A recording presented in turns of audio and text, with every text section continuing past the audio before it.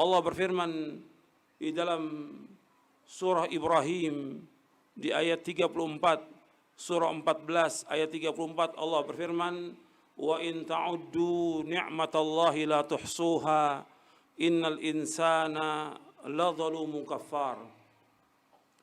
Seandainya kalian menghitung nikmat-nikmat Allah, kalian tidak akan dapat menghitung nikmat-nikmat itu. Sesungguhnya manusia sangat zalim dan manusia sangat kufur. Allah menyebutkan di dalam surah Ibrahim di ayat 34 ini, wa in ta'uddu ni'matallahi la tuhsuha. Seandainya kalian menghitung nikmat-nikmat Allah, kalian nggak akan dapat menghitung nikmat itu. Sangat banyak nikmat Allah. Kemudian Allah sebutkan innal insan la zalumun kafar. Sesungguhnya manusia itu sangat zalim dan sangat kufur. Kalau kita mau hitung nikmat yang Allah berikan kepada kita, nggak bisa dihingga. Dari mulai kita lahir, dari diberikan oleh Allah pendengaran, penglihatan, mata, telinga, hati, akal, kita bisa menghirup udara, kita bisa makan, bisa minum, dan segala macam, nggak bisa kehitung nikmat itu. Semua nikmat Allah berikan kepada kita. Dan apa yang kita peroleh dari mulai kita lahir sampai kita meninggal dunia, semua datangnya dari Allah Subhanahu wa taala. Allah berfirman dalam surah An-Nahl, "Wa ma bikum min ni'matin faminallah." Apa saja nikmat yang kamu peroleh itu semua dari Allah. Jadi semua nikmat itu datang dari Allah. Kita wajib bersyukur atas semua nikmat yang Allah karuniakan kepada kita. Dan yang perlu antum ingat, Allah menyebutkan dalam ayat ini bahwa manusia itu sangat zalim, sangat kufur. Antum ingat itu. Allah menyebutkan dengan wazan fa'ul, sangat-sangat zalim manusia ini. Dan kafar, sangat tidak berterima kasih. Manusia sangat zalim. Pertama, zalim kepada Allah Subhanahu wa taala. Kalau kita lihat, banyak manusia yang zalim kepada Allah. Dia tidak bersyukur, dia tidak beribadah kepada Allah dengan sebenar-benar ibadah kepada Allah. Mereka berbuat syirik kepada Allah. Mereka menyekutukan Allah. Mereka memalingkan ibadah kepada selain Allah. Pada Allah yang menciptakan mereka, pada Allah yang memberikan rezeki kepada mereka. Ini kezaliman.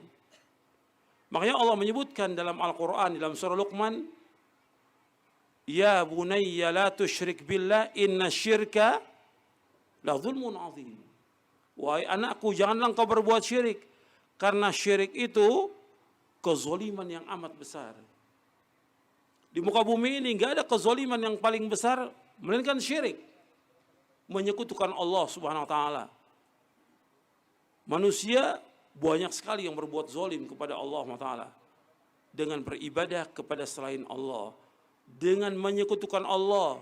Dia beribadah kepada Allah, dia beribadah juga kepada selain Allah. Allah sangat murka. Ini zalim. Ada zalim yang lain yang kedua, yaitu manusia menzalimi dirinya dengan apa? Dengan banyak berbuat dosa dan maksiat kepada Allah Taala. Ini zalim. Makanya Allah katakan manusia sangat zalim karena manusia banyak berbuat dosa dan maksiat. Tidak bisa dihitung. Sampai ada seorang ulama salaf mengatakan kalau seandainya dosa itu berbau, nggak ada orang yang dekat dengan kita. Karena banyaknya dosa kita. Banyak dosa kita. Banyak kita berbuat maksiat kepada Allah Taala. Dosa-dosa besar banyak sekali yang dilakukan oleh manusia. Yang paling besar, ya syirik. Belum lagi durhaka pada orang tua.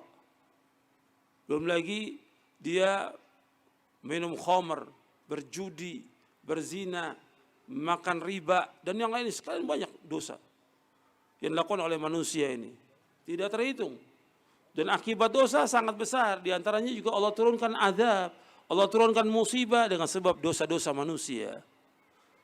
Makanya Allah sebutkan dalam Al-Quran, ketika Allah menimpakan musibah atau azab disebabkan dosa mereka. Allah sebutkan dalam surah Asy-Syura di ayat 30, "Wa ma asabakum min musibatin fabima kasabat aydikum wa ya'fu an katsir." Apa saja musibah yang menimpa kalian dengan sebab dosa-dosa kalian, tapi Allah banyak memberikan maaf kepada kalian. Artinya apa yang mengenai kita semuanya dengan sebab dosa dan maksiat. Makanya kita wajib bertaubat kepada Allah. Kemudian kezaliman yang ketiga, yaitu kezaliman kepada hak orang lain, hak manusia. Jadi zalim kepada hak manusia. Apakah dia merobek kehormatannya, menuduh dengan tuduhan yang tidak benar, atau mengambil haknya, atau mengambil hartanya, atau dia hutang tidak bayar, atau dia pernah memukul, atau membunuh. Ini hak berkaitan dengan hak anak Adam akan dituntut oleh Allah sampai hari kiamat nanti. Yang berkaitan dengan hak anak Adam akan dituntut sampai hari kiamat nanti. Ini kezaliman. Jadi kezaliman kepada Allah, kezaliman kita pada diri kita sendiri. Yang ketiga, kezaliman pada orang lain. Maka Allah sebutkan manusia sangat zalim.